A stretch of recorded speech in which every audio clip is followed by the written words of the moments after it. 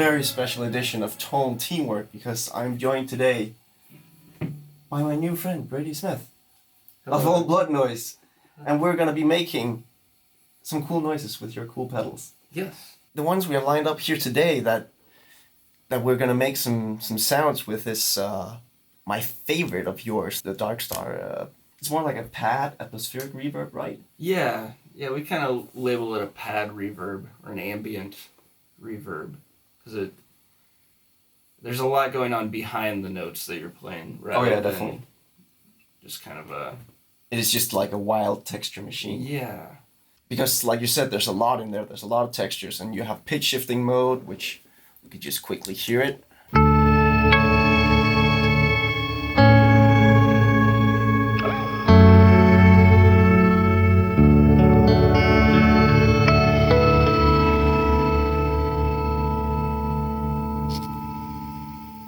It's like very ghostly, haunting pitch shifts in the background. Yeah. And they can both be like an octave below, an octave above, and anything in between. But it's kind of like this unsteady voice, too. Yeah.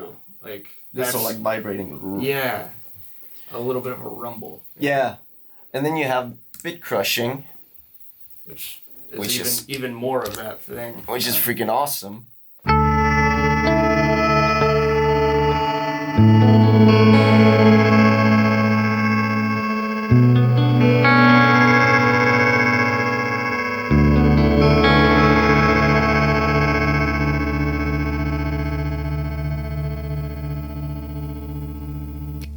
Like there's these ghosts in the machine that pop out from time to time. It's kind of like a wash underneath everything. Yeah. Just sort of...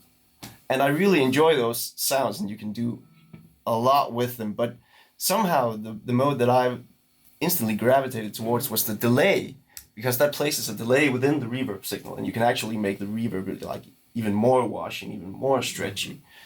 And you can just hear it how it would sound if we set it in a more conventional way.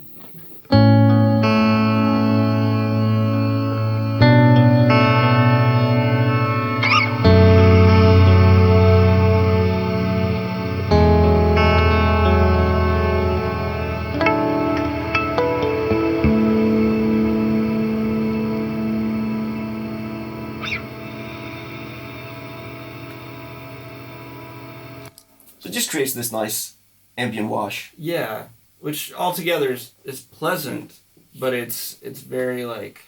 So you showed me how you use... So it's that sound, but kind of full mix, sort of. That's the way I would go, because I like to go full mix. Yeah. And I know you do too. But what makes the Dark Star cool in delay mode is when you go full mix, the delay inside the reverb, it actually acts as sort of a pre-delay. Yeah. And it turns the reverb into like an automated swelling ambient pad. Yeah. So now all of a sudden it does this. Oh, if I turn up my guitar, it does this.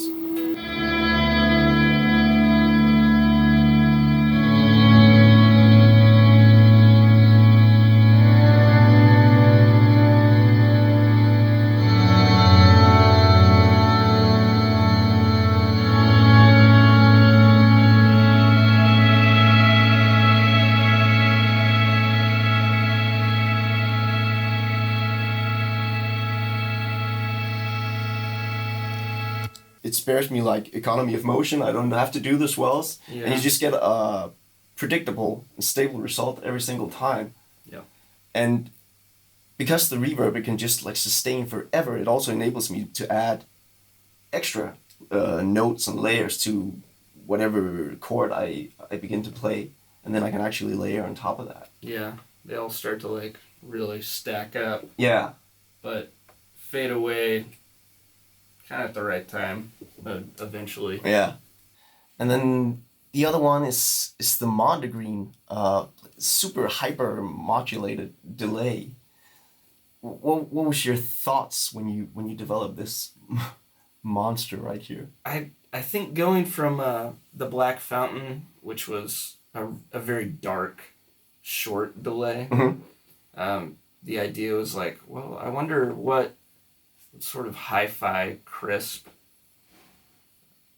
sounds can we make for a delay?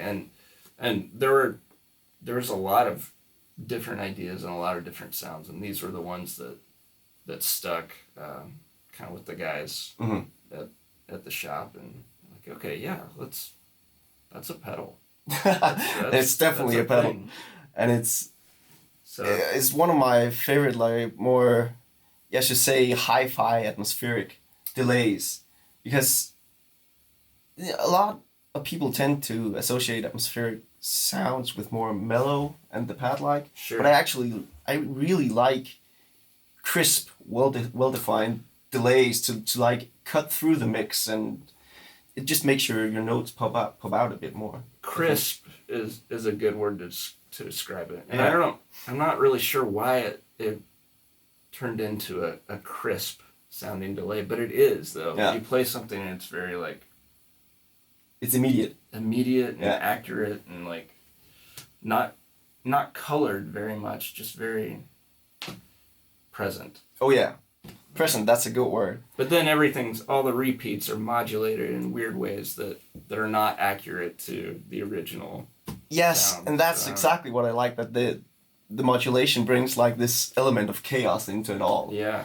And it just really, it freaking loves the Dark Star. So that's why I paired those up today. It does a lot of stuff. Shear mode is super cool. That's where it added in some pitch shifting, right?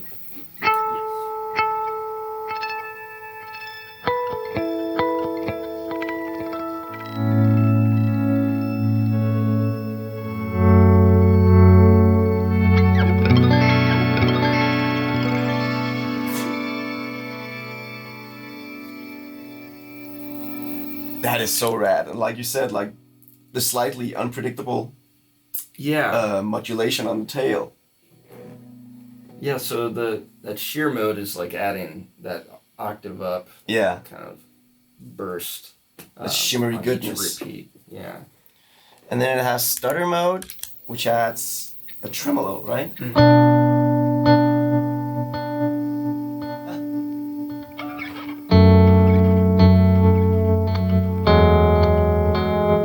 speed is actually like, I guess it's, as the rate of the delay is faster, the speed of the tremolo is slower. Ah. And then if it's a slower rate on the delay, the tremolo speed is faster. Oh, okay. They're kind of like opposite, Yeah. but creating, I guess, rhythms that go against each other a little bit. Counter rhythms. Yeah. Yeah, that's cool. But I think my favorite mode in it is whirl, because the chorus, it is like chorus-like modulation, right? Or vibrato sort of thing. Yeah. It can get really over the top, but in a good way. Yeah.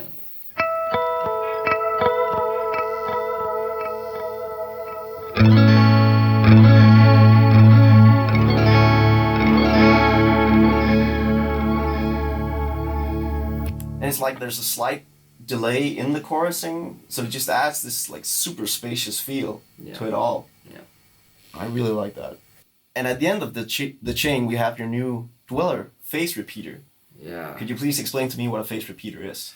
Well, it's specifically the Dweller is able to be a phaser as well as what we call it a phase repeater, and it's sort of taking the two your waveforms and adding, like, drawing out the space between them so that it actually is creating almost a delay in between your signal.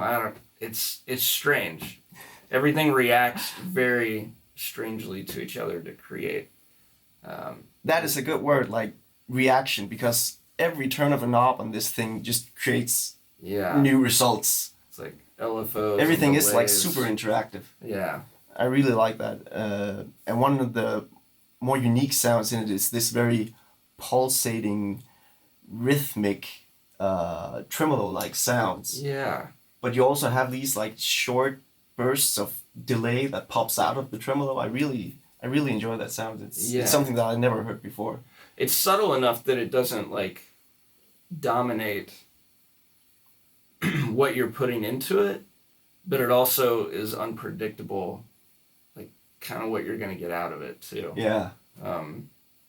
So it does kind of become like a textury background sort of delay. Yeah. When you're not using the stretch, which is the delay, it is just a nice phaser.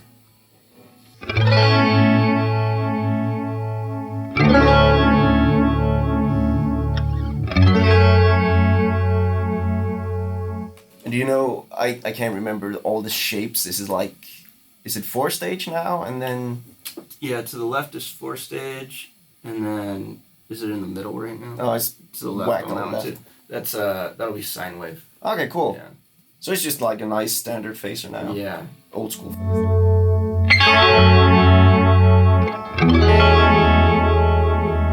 But if we begin to introduce some stretch, it creates these, yeah, wild multi-tap delays almost. Yeah.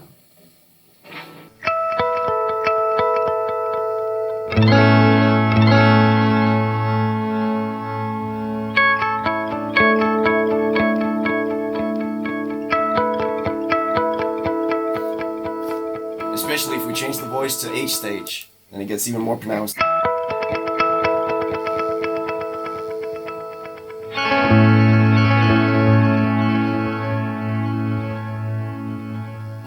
So, what I like to do is to combine them for this like huge, swirly, pulsating, pad-like piece.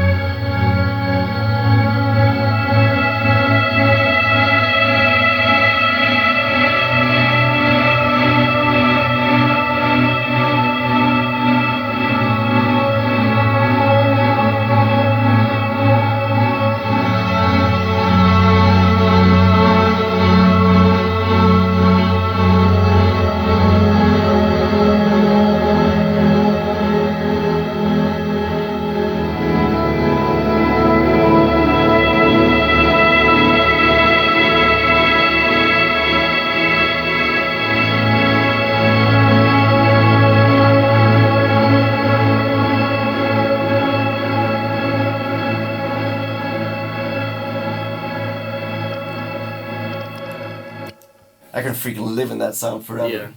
Yeah. That is really delicious. And it's also just fun, like, sitting there and when you have that stretchy pad going and you can manipulate the pedals on the fly, you know, that follow it. I really like to bring up the morph to make everything more swirly and gooey. Yeah. That's pretty cool. Can you control that by an expression pedal, actually? Or? Yeah, you can. You can Nice. do that or the delay time. You switch between the two. So, yeah. That's sweet. So I think that was sort of my sound with these 3 awesome pedals. It's like a really beautiful cloud. A beautiful cloud of slowly moving. And then dreams and and... every now and again there'll be like a lightning bolt that goes out of it. And it just keeps getting bigger, moving on. I need you to write my copy for whenever I do product demos. Yeah, just different shapes. I was just taking different shapes. It's nice.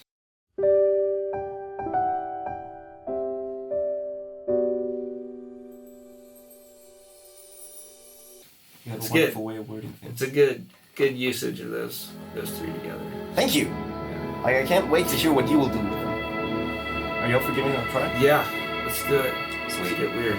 Let's get weird with it.